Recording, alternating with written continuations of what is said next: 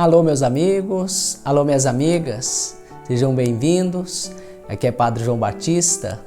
Vamos ouvir a palavra de Deus, a palavra que o Senhor nos dirige neste domingo, o 29º domingo do tempo comum.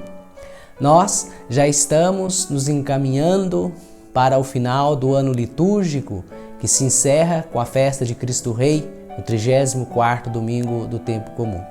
E neste domingo, especificamente, 29º, nós proclamamos o Evangelho de Marcos, capítulo 10, versículos de 35 a 45. O pedido de João e de Tiago, os filhos de Zebedeu. O pedido que esses dois filhos de Zebedeu fazem a Jesus. Para que nós possamos compreender melhor esta passagem, é bom que a gente contemple também os versículos que vêm imediatamente anteriores. Os versículos 32 a 34 do capítulo 10 de Marcos, onde Jesus anuncia pela terceira vez a sua paixão, a sua morte e a sua ressurreição. E em seguida, com o pedido dos filhos de Zebedeu, mais uma vez o evangelista demonstra a cegueira e a incompreensão dos discípulos acerca de Jesus, da sua pessoa, da sua proposta, do seu messianismo. Jesus, a caminho de Jerusalém, onde será crucificado, caminha com seus discípulos para Jerusalém, onde será entregue nas mãos dos pagãos.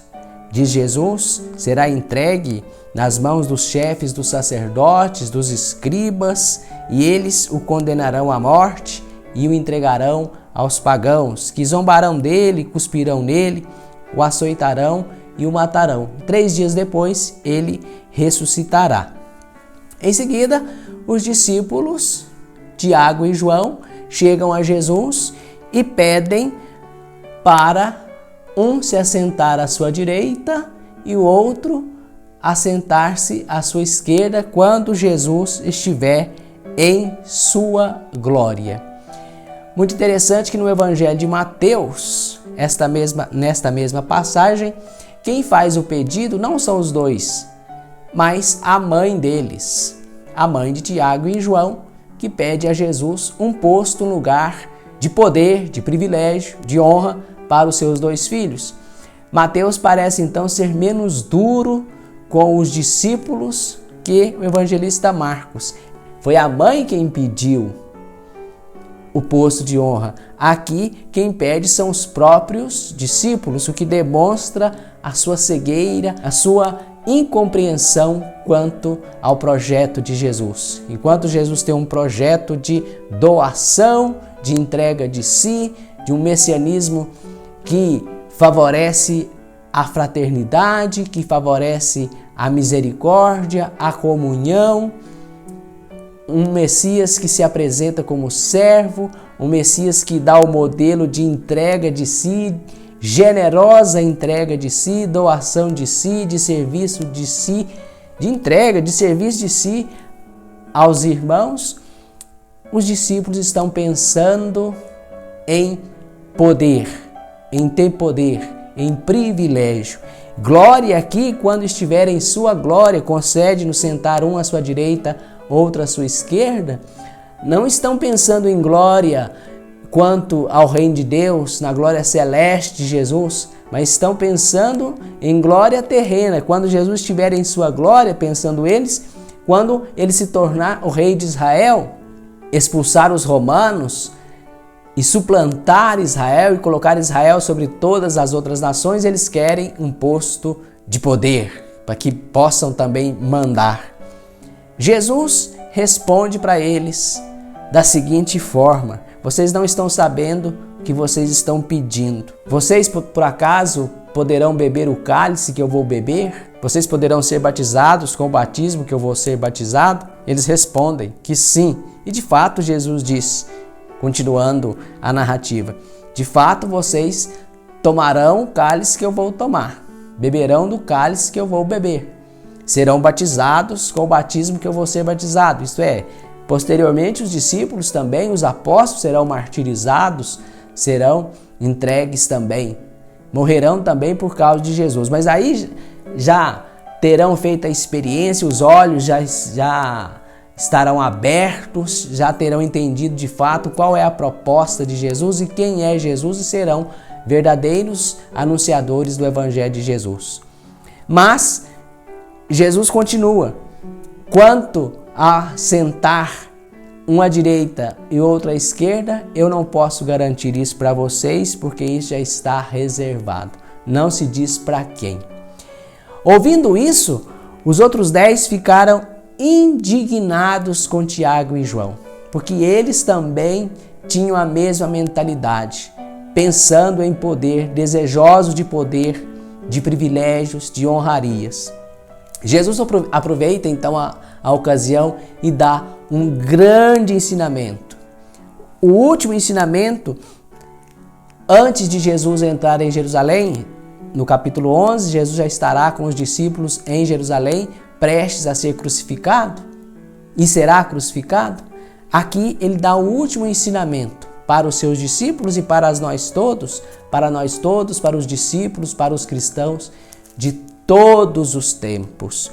Ele que nos últimos capítulos 8, 9 e 10 já anunciou 3 vezes a sua paixão e em seguida houve o episódio da incompreensão, da cegueira dos discípulos que não entendiam ainda, que não entenderam a proposta de Jesus. Aqui ele conclui, depois desse terceiro anúncio, ele conclui com um grande ensinamento. Chamou os 12 e lhes disse: sabeis que aqueles que vemos governar as nações e as dominam, e que os grandes das nações as tiranizam, dominam e tiranizam as nações. Mas entre vós, na comunidade cristã, entre os discípulos, não deve ser assim. Entre vós, aquele que quiser ser grande, seja o servidor. E aquele que quiser ser o primeiro dentre vós, seja o servo de todos. Aquele que quiser ser o maior, seja o que serve. Aquele que quiser ser o primeiro, seja o servo de todos. Quem quiser ser o maior, seja o servo de todos. Veja a inversão de valores. Na comunidade cristã, Jesus não está dizendo nada da sociedade civil, mas Jesus indiretamente critica o poder pelo poder e a tirania. E a comunidade cristã, então, deve ser o modelo e o testemunho para o mundo de comunidade de irmãos. Ser testemunho de fraternidade, de partilha, de doação generosa de si, de serviço de um para com os outros, de cuidado de um para com os outros. Entre vós não deve ser assim. É a lição também que nós devemos aprender hoje, enquanto somos testemunhas de Jesus, discípulos de Jesus, cristãos, comunidade cristã.